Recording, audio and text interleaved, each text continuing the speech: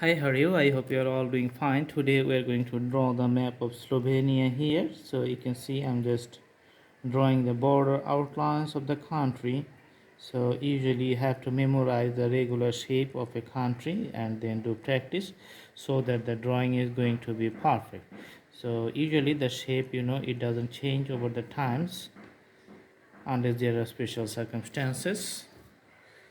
All right, so this is the map of Slovenia. Just I'm going to put some colors, lighter color for better appearance, just highlighting the land area of Slovenia from the surroundings.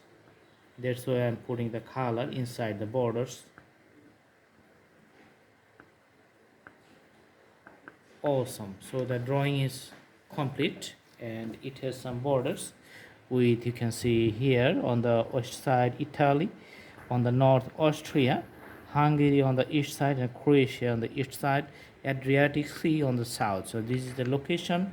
It's located in Europe, so that's why it's a cold country. And if you want to travel there, take precautions, take warm clothes.